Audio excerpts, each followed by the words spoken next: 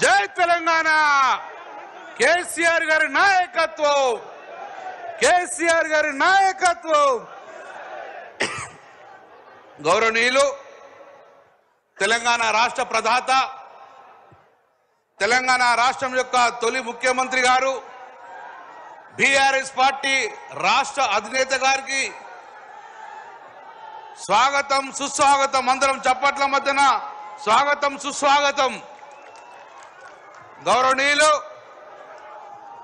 తెలంగాణ రాష్ట్రంలో మొదటి పార్లమెంటు సభ్యులు గారు మీ అందరి ఆశీస్సులతోటి ఈ ఎన్నికల్లో మళ్ళీ కరీంనగర్ పార్లమెంట్ సభ్యునిగా నిలబడుతున్న గౌరవనీయులు మాజీ ఎంపీ గారు బోయినపల్లి వినోద్ కుమార్ గారికి వేగించిన గౌరవ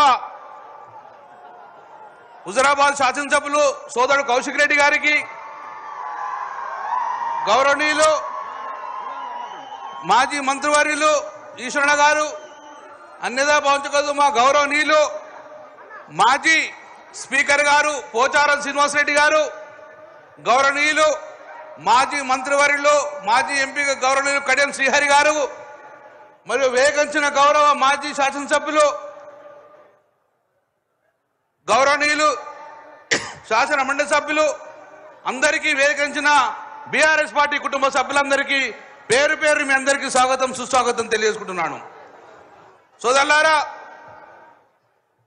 ఇదే గడ్డ 2001లో ఒక పవిత్ర లక్ష్యం కోసం తెలంగాణ రాష్ట్రం ఏర్పాటు కోసం ఆ రోజు తెలంగాణ రాష్ట్రం ఏర్పాటు కోసం టీఆర్ఎస్ పార్టీ స్థాపించి మొదటి సమావేశం 2001లో సింహగర్జన పేరుతోటి ఆ రోజు ఈ గడ్డ మీద నుంచి గౌరవ మన పార్టీ అధినేత కేసీఆర్ గారు సింహగర్జన పేరుతోటి తెలంగాణ రాష్ట్రం ఏర్పాటుకు ముందుంటే సఫలీకృతమైంది. మళ్ళీ ఈరోజు అదే గడ్డ మీద నుంచి గౌరవనీయులు కేసీఆర్ గారు అడుగుపెట్టగానే ఈ నేలంతా పులకించిపోయింది. శ్రీకృష్ణ కమిటీ పేరు మీద కాలయాపన వేస్తుంటే కేసీఆర్ వచ్చుడో తెలంగాణ వచ్చుడో అని మళ్ళీ స్టార్ట్ చేసింది కరీంనగర్ నగరం నుంచి.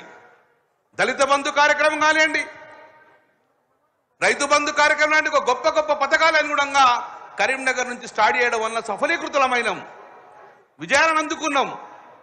అందుకే ఈరోజు 10 సంవత్సరాల పరిపాలనలో రైతులు కానీ రాష్ట్రం కానీ సుభిక్షంగా ఉన్న సమయంలో ఈరోజు మళ్ళీ రాష్ట్రంలో కాంగ్రెస్ ప్రభుత్వం రావడం, ఈరోజు మళ్ళీ మనం పార్లమెంట్ ఎన్నికలకు ముందుకెళ్తున్నాం.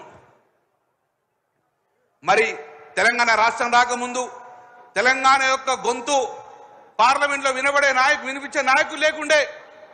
కానీ ఈరోజు మళ్ళీ కాంగ్రెస్ పార్టీ కానీ బీజేపీ పార్టీ కానీ తెలంగాణ కోసం మాట్లాడే అవకాశం లేదు. తెలంగాణ గొంతుకలు కాలేకపోతుర్రు. మరి తెలంగాణ రాష్ట్రం ప్రయోజనం కాపాడాలంటే మళ్ళీ బీఆర్ఎస్ పార్టీ గొంతుగా పార్లమెంట్లో వినవాల్సిన బాధ్యత మనది ఉన్నది. అందుకే ఆ రోజు గౌరవనీయులు పార్లమెంట్ సభ్యులుగా ఒక సక్సెస్ఫుల్ పార్లమెంట్ సభ్యులుగా వినోద్ కుమార్ గారు ఈరోజు మీరు కరీంనగర్ నగరం ఇంత అద్భుతంగా స్మార్ట్ సిటీగా మారిందంటే దానికి కారకులు ఆ రోజు వినోద్ కుమార్ గారు ఎంపీగా ఉండడం వల్ల గౌరవ ముఖ్యమంత్రి గారు కేసీఆర్ గారు హైదరాబాద్ తర్వాత చూద్దాం, ఫస్ట్ నగరం అభివృద్ధి కావాలని చెప్పి స్మార్ట్ సిటీ ప్రదాత అప్పుడు వినోద్ కుమార్ గారు ఆ రోజు తెలంగాణ గలం వినిపించి మనకు అర్హత లేకున్నా కరీంనగర్ నగరానికి స్మార్ట్ సిటీ ఇచ్చి ఇంత గొప్పగా నగరాన్ని అభివృద్ధి చేసుకున్నాం.